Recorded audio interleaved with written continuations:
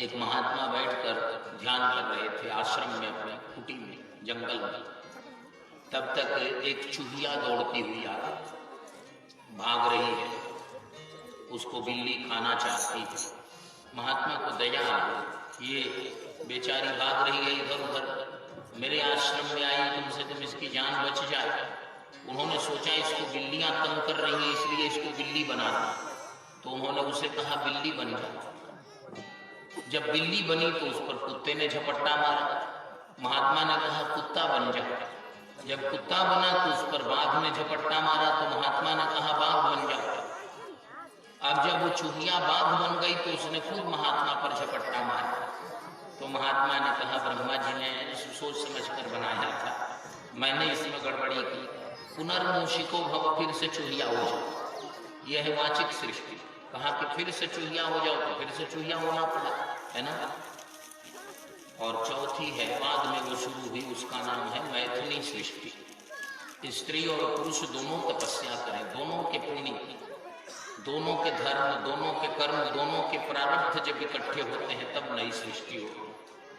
एक के धर्म से नहीं हो। अब एक अच्छा ही हो और एक अच्छा ना हो तो संतान कैसी होगी, सोचिए। तो ब्रह्मा जी ने पहले मानसिक सृष्टि की, मन से चिंतन किया कि महापुरुष मेरे पुत्र हो जाए। तो सनक, सनंदन, सनातन और सनत कुमार, ये चार महात्मा प्रकट हो गए।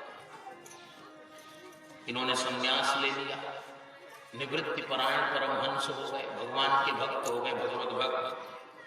अब पुराणों में लिखा है कि किसी भी कुल में भगवान के भक्त किसी कुल में हो सकते हैं। सुनिए, यहाँ तक कि काकभुसुंडी कौवा रूप में उस कुल में भी है। सो कुल धन्य उमा सुनो, जगत पूज्य सुपुनीत, श्री रघुवीर परायण जैनल उपज विनीत। किसी कुल में भगवत भक्त होते हैं।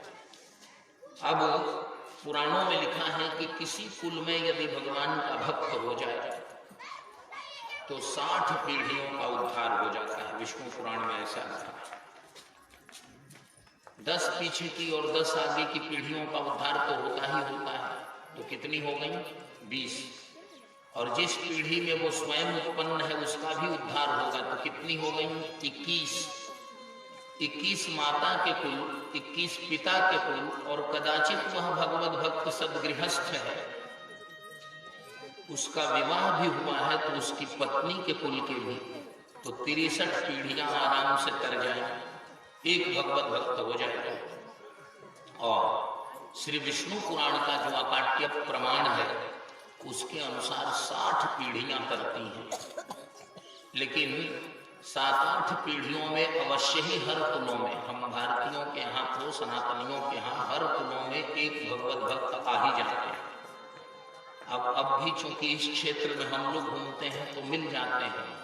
लोहा और चुंबक का संबंध हो जाता है ना, तो देखने से पता लग जाता है कि किसमें लौह कण है। काठ तो है लेकिन लोहे भी हैं, वो चुंबक के निकट आते हैं तो समझ में आ जाता है।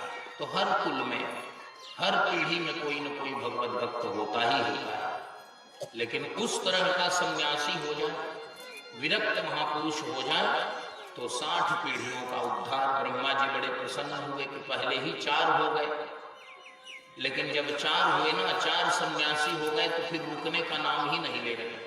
नारद, अरुणी, ऋभु, यति और हंस 5 और आए।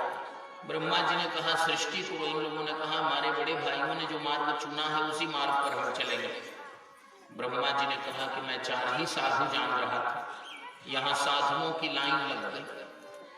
ब्रह्मलोक है कि कोई मठिया है, क्या समझ लिया? भगवान नारायण ने आज्ञा दी है सृष्टि का विस्तार करने का, और यहाँ ये सब जितने आ रहे हैं सब त्यागी ही हैं, तो सृष्टि कैसे बनेगी? ब्रह्मा जी को थोड़ा सा रोष हुआ।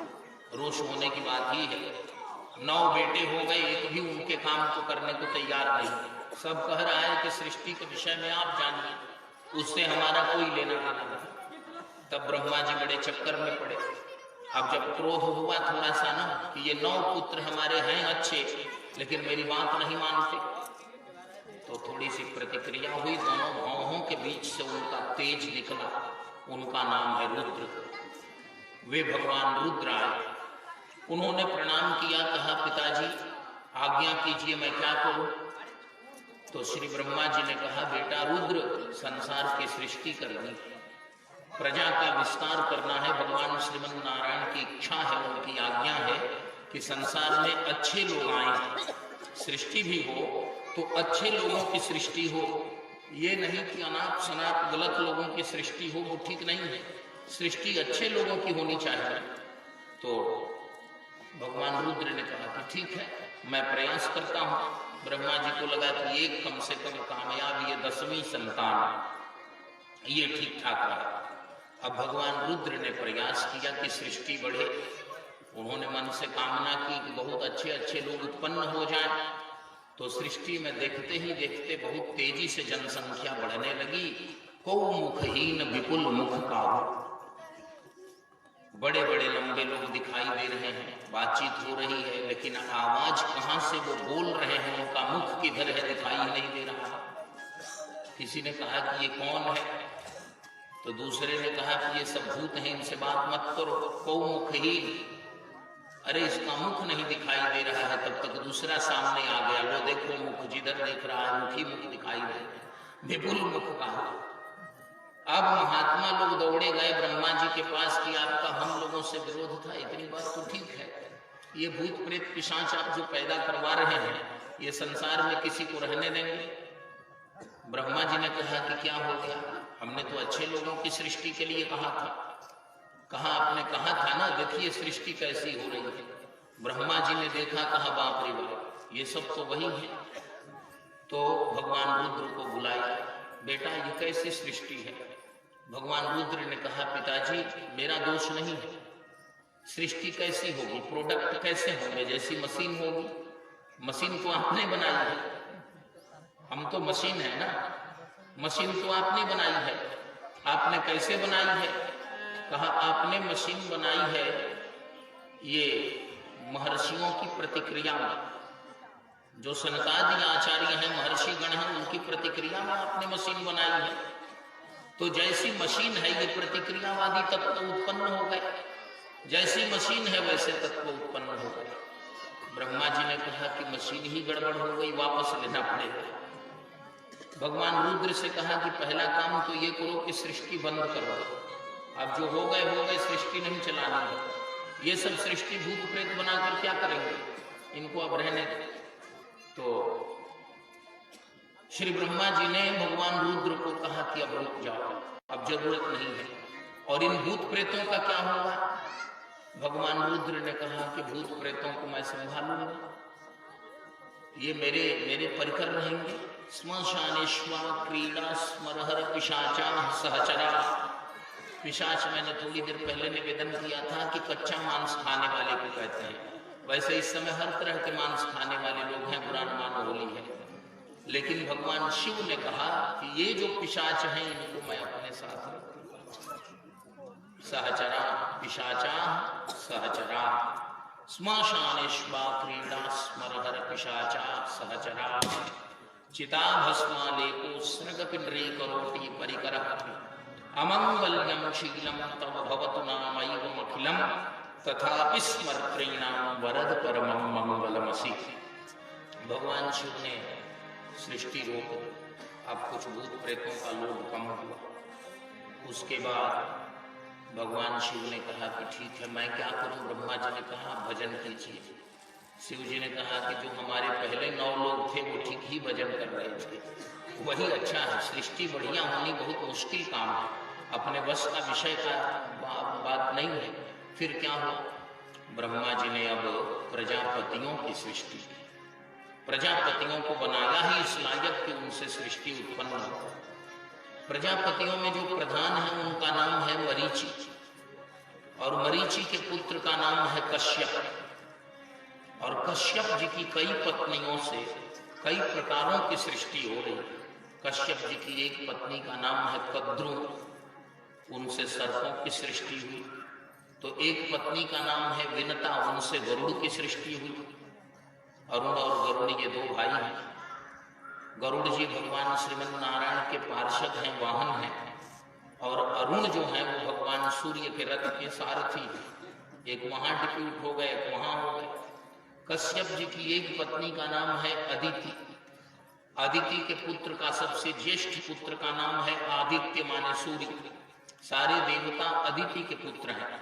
दिति के पुत्र हैं मरुदगण, जिन्हें वायु कहते हैं। 49 मरुदगण हैं, पुराणों में विस्तार से कथा है। दिति ने देवराज इंद्र से कहा कि मेरे बेटे को मारो मत, वो गर्भ में ही मार रहे थे।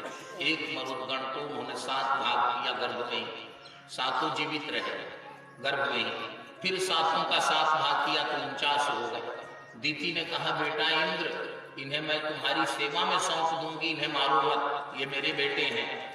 तो इंद्र ने छोड़ दिया। तो वे वायु देवता जो हैं वो दिति के पुत्र हैं, लेकिन अदिति की संतानों के साथ, देवताओं के साथ वे रहते हैं। तो ऐसे कई प्रकारों के देवता उत्पन्न हो गए। तो एक दिन संध्या का समय था, यही समय रहा होगा। यज्ञशाला में कश्यप जी थे, उनकी दूसरी पत्नी दिति ने जिद किया कि आपने मेरी सौत को बहुत दिव्य और तेजस्वी संतानें प्रदान की हैं, लेकिन मुझे नहीं। मेरे साथ आपने अन्याय किया है। कश्यप जी ने समझाया कि देवी तुम्हारा अभी समय नहीं आया। समय भी होता है ना, जिसका समय आएगा उस समय में उसे वो चीज मिलेगी। उसने कहा कि नहीं नहीं, इसमें जरूर कोई षड्यंत्र है। मेरी सौत का समय बीत रहा था और मेरा समय अभी शुरू ही नहीं हुआ। तो उसने जिद की। जिद करना ठीक नहीं है। कश्यप जी ने समझाया देखो हमारे यहाँ मुहूर्त में गर्भाधान होता है, वो संस्कार है। पहला संस्कार तो वही है। वहां यदि गड़बड़ी हो गई तो कई जन्म बिगड़ जाएंगे, इसलिए गर्भाधान हमारे यहाँ मुहूर्त में होता है। दूसरी बात, संध्या का समय है। भगवान रुद्र अपने परिकरों के साथ इस समय घूमते हैं। उनका कोप भाजन बनना पड़ सकता है, उनकी दृष्टि में गड़बड़ी हो जाएगी। बहुत प्रकारों से शास्त्रोक्त नियमों का हवाला दिया, लेकिन दिति मान नहीं रही है। सतयुग की घटना। तब कश्यप जी ने उनकी इच्छा पूरी की और उसके बाद दिति ने कश्यप जी से पूछा। अब उनको थोड़ी ग्लानि हो रही है कि मैंने अपने पति की बात नहीं मानी है। ये ठीक ही कह रहे थे। जिस समय ये सब चीजें वर्जित हैं और उस समय मैंने जिद किए हैं, क्या होगा, मेरे संतान होंगे ना, मेरे 2 पुत्र हो जाएंगे। बहुत लोग कहते हैं, हमारे यहाँ भोजपुरी में भी बोलते हैं कि एक आंख को आंख नहीं कहते, एक पुत्र के लिए कहते हैं ऐसा। लेकिन अब क्या करेंगे, अपने हाथ में तो है नहीं। नीतिकार कहते हैं एकश्चंद्रः तमोहन्ति न तु तारा सहस्रशः। एक ही चंद्रमा जो है वो तमोहन्ति, पूरे अंधकार का उच्छेद कर देते हैं। तो अपने हाथ में तो कुछ नहीं है, जो है सो है। दिति ने पूछा कश्यप जी से कि महाराज हमारे 2 पुत्र हो जाएंगे। तो कश्यप जी ने कहा तुम्हारे 2 पुत्र हो जाएंगे। कैसे होंगे? बड़े यशस्वी होंगे, नामी होंगे, प्रसिद्ध होंगे। कहा इतने प्रसिद्ध होंगे कि दुनिया के सभी थानों में उनकी फोटो लगी होगी।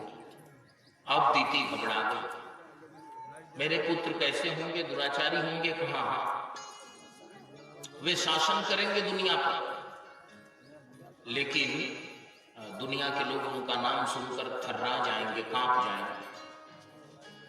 दिति परेशान हो गई, रोने लगी। नालायक पुत्रों को उत्पन्न करके मैं क्या करूं? पुत्रवती जुवती जग सोई, रघुपति भक्त जासु सुत होई। भगवान का भक्त यदि उत्पन्न नहीं होगा तो फिर तो पुत्र उत्पन्न होने का कोई कारण ही नहीं है, कोई उद्देश्य उससे पूरा नहीं हो रहा। तो फिर कश्यप जी ने देखा कि ये प्रायश्चित करने लगी हैं, ये समझ गई हैं, तो उन्होंने आशीर्वाद दिया। जब कोई अपनी भूल सुधार ले तो उसको माफ कर देना चाहिए। उन्होंने आशीर्वाद दिया कि जाओ, तुम्हारे 2 पुत्र तो बड़े अत्याचारी होंगे, लेकिन तुम्हारा जो पौत्र होगा वह भगवान के भक्तों में अग्रगण्य होगा, 1 नंबर पर गिना जाएगा। हमारे यहाँ भगवान के भक्तों की गिनती की है। एक गीता है, उसका नाम है प्रपन्न गीता, पांडव गीता। उसके पहले श्लोक में 14 भागवतों, 14 भक्तों की गिनती की है। उसमें पहला नाम दिति के पौत्र का है, प्रहलाद, नारद, पराशर, पुंडरीक, व्यासांबरीश, शुक, शौनक, भीष्मदाभ्याम। रुक्मांगदार्जुन वशिष्ठ विभीषणादि पुण्यानिमान परम भागवतान स्मरामि। प्रहलाद जी पहले नंबर पर गिने गए।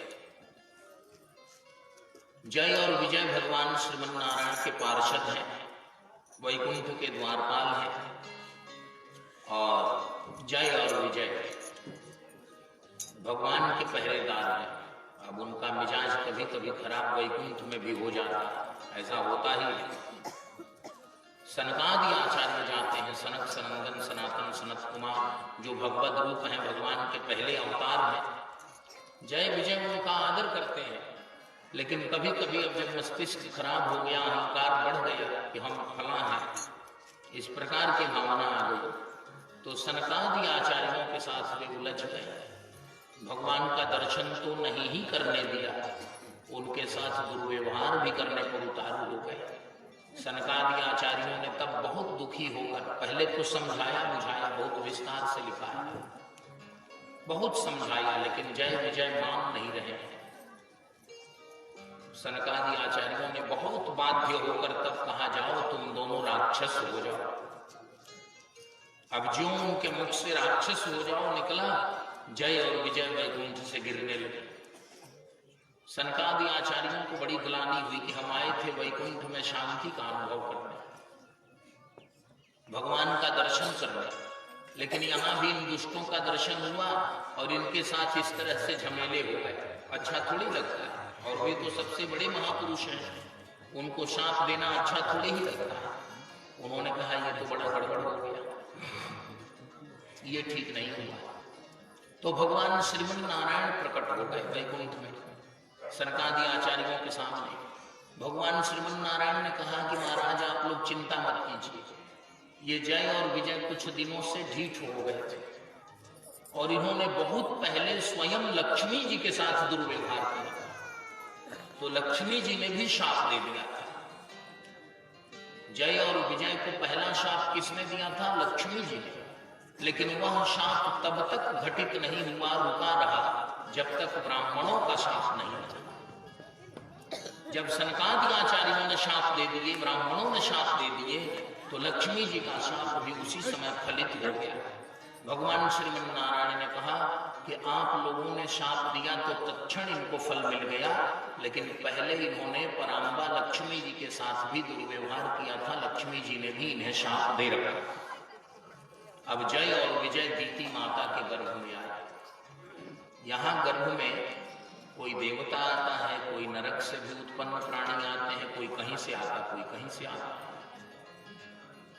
दीति ने सुन रखा था कि उनके ये जो दो पुत्र हैं ये बड़े दुराचारी होंगे, अत्याचारी होंगे, आतताई होंगे, तो उन्होंने हजारों वर्षों तक उन्हें अपने गर्भ में ही रखा। लेकिन बाद में आखिर उन्हें तो बाहर करना ही करना है।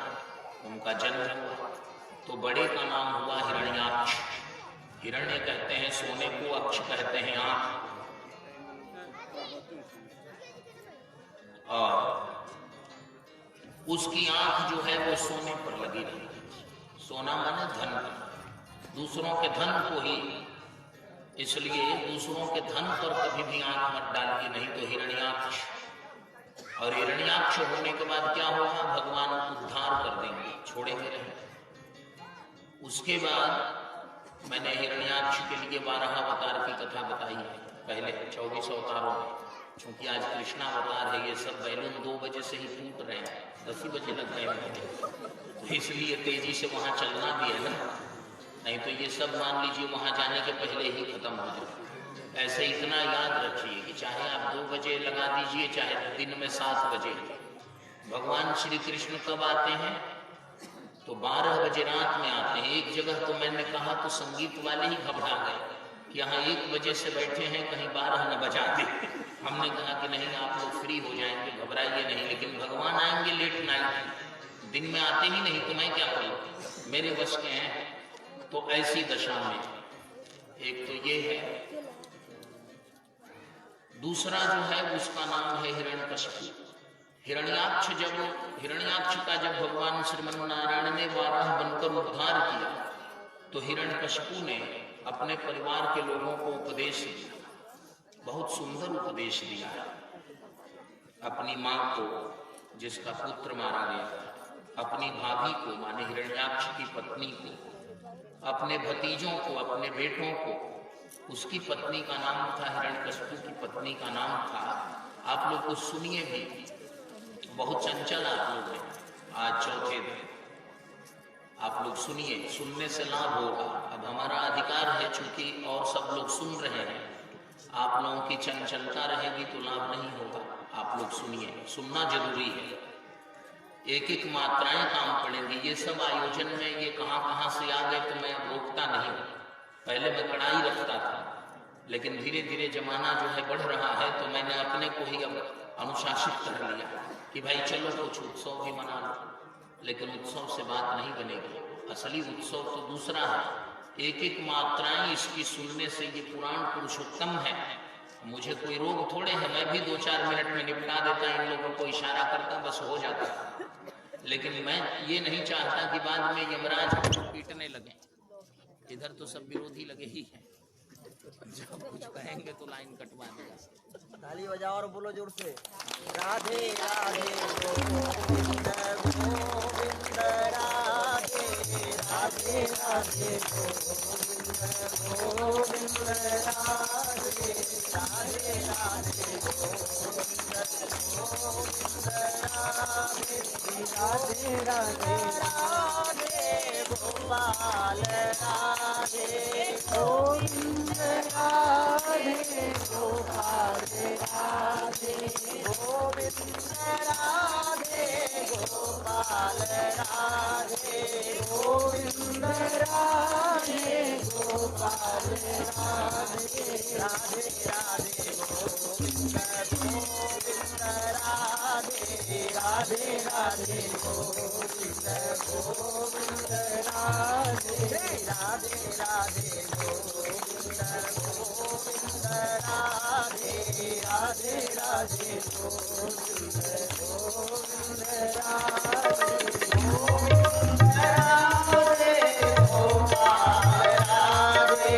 गोविंद राधे गोपाल राधे गोविंद राधे राधे गोपाल राधे गोविंद राधे राधे गोपाल राधे राधे राधे गोविंद गोविंद राधे राधे राधे गोविंद गोविंद राधे राधे राधे गोविंद गोविंद राधे राधे राधे गोविंद गोविंद राधे गोविंद राधे गोपाल राधे गोविंद राधे गोपाल राधे गोपाल राधे गोपाल राधे गोपाल राधे गोपाल राधे राधे राधे गोविंद गोविंद राधे राधे राधे गोविंद गोविंद राधे राधे राधे गोविंद गोविंद राधे राधे राधे गोविंद गोविंद राधे। दूसरा भाई है हिरण्यकशिपु। उसने अपने परिवार के लोगों को समझाया। हिरण्यकशिपु की पत्नी का नाम है कयाधु। उसके तब तक 3 पुत्र हो चुके हैं, हलाद, अनुहलाद और संहलाद। हिरण्यकशिपु ने कहा कि जिस कपटी विष्णु ने कपट करके मेरे भाई को मारा, मरना जीना तो लगा है, लेकिन जिसने कपट पूर्वक मारा है उससे मैं बदला लेकर रहूंगा। मैं जाता हूं तपस्या करने, और तपस्या करके आऊंगा तो मैं बदला लूंगा। और गया भगवान से बदला लेने के लिए तपस्या कर। एक दूसरे पुराण की कथा है, इस पुराण में ये नहीं है, लेकिन प्रहलाद जी कैसे आए इसके लिए आपका ध्यान खींच रहा। जब हिरण्यकशिपु गया तपस्या करने, तो देवताओं के गुरु बृहस्पति जी एक वृक्ष के ऊपर तोता बनकर बैठ गए थे। और हिरण्यकशिपु जब गया तप करने, तो बृहस्पति जी तोता बनकर उस वृक्ष के ऊपर नारायण नाम का जप करने लगे, जोर जोर से, नारायण नारायण नारायण। अब हिरण्यकशिपु ने देखा कि मैंने तपस्या शुरू नहीं की तब तक ये कहां से ढीठ तोता आ गया। और मेरे शत्रु का ही नाम लेने लगा। अब जो नाम ये नहीं सुनना चाह रहा है वही नाम बृहस्पति जी बार बार ले रहे हैं, नारायण नारायण नारायण। हिरण्यकशिपु के मस्तिष्क में कम से कम 5000 बार बृहस्पति जी ने नारायण नाम डाल दिया। देवगुरु है। अब हिरण्यकशिपु ने देखा कि ये तोता हटने वाला नहीं, भागने वाला नहीं, मैं कुछ भी करूं, तो सोचा कि अब दोबारा आऊंगा और निकल गया। घर आ गया जल्दी ही, तो घर वालों ने पूछा, गांव वालों ने पूछा कि आपने तपस्या पूरी कर ली? तो उसने सबसे सुनाया कि नहीं नहीं, अब जब से बृहस्पति जी ने कानों में नारायण नाम डाल दिया है तब से तो नारायण नारायण नारायण यही चल रहा है।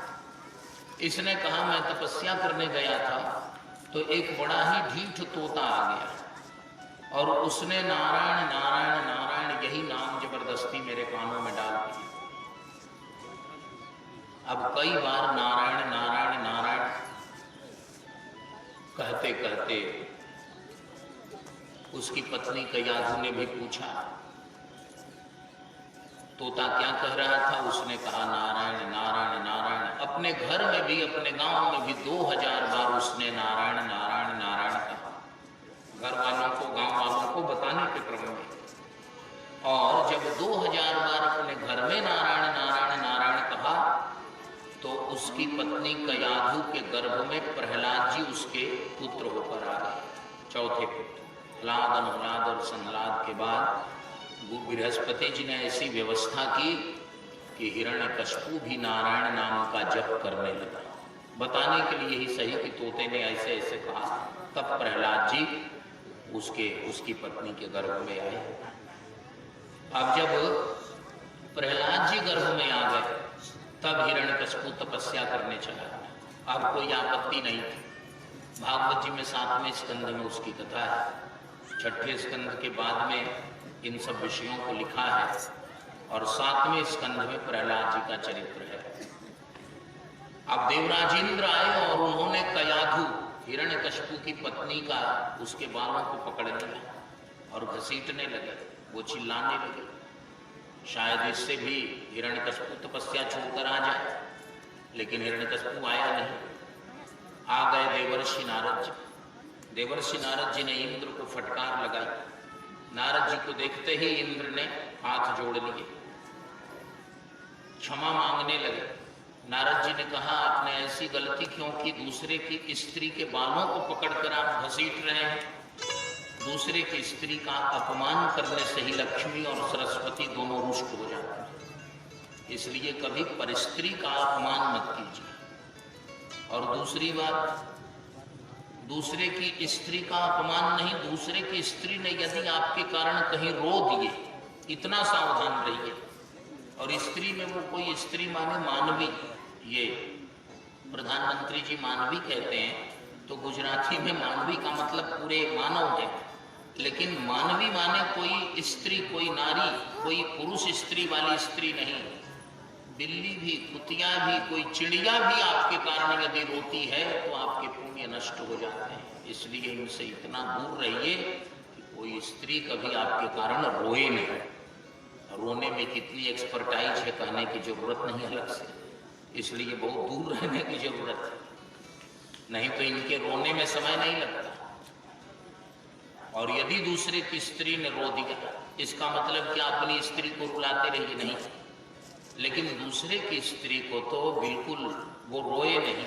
यदि बिल्ली, कुतिया, चिड़िया ने भी रो दिए आपके कारण, आपने उस पर घात प्रघात किया, तो बहुत बड़ा दोष हो जाता है। विद्या समस्तास्तव देवी भेदा स्त्रियः समस्ता सकला जगत्सु। सारी विद्याएं और सारी समृद्धियां, वो सारी स्त्रियां, ये सब कौन है? उनकी महादेवी की रूप हैं, उनके भेद हैं। नारद जी ने फटकार लगाई कि तुमने इसको, ये साध्वी स्त्री है, पतिव्रता है, और इसको तुमने इसके बालों को पकड़कर घसीटा है। इंद्र ने कहा भगवान, इसके गर्भ में दैत्यराज हिरण्यकशिपु का भयंकर तेज पल रहा है। वह उत्पन्न होने पर देवताओं का, साधुओं का, यज्ञों का घोर विरोधी होगा, इसलिए मैं उसको नष्ट करने के लिए इसको घसीट रहा था। देवराज इंद्र की बातों का प्रतिकार किया देवर्षि नारद जी ने। नारद जी ने कहा कि देवराज इंद्र, इसके गर्भ में भगवान श्रीमन नारायण का सबसे बड़ा भक्त पल रहा है और उसको नष्ट करने की क्षमता हजारों इंद्र में नहीं है। अब इंद्र सशंकित हो गए और थोड़े आशान्वित भी कि कम से कम भगवत भक्त, यहाँ से ये ऋषियों की व्यूह रचना है, देवर्षि नारद जी की व्यूह रचना है कि किस तरह से बृहस्पति जी ने और नारद जी ने मिलकर हिरण्यकशिपु के घर में और प्रहलाद को उत्पन्न कर दिया। इस प्रकार से दुशासन का, कुशासन का अंत ऋषि लोग कराते हैं और सबका समाधान ऋषियों के पास ही है। व्यास गद्दी और राजगद्दी दोनों का समाधान हमारे ऋषियों के पास है। उसमें सतयुग से लेकर आज तक देवर्षि नारद जी की प्रमुख भूमिका है।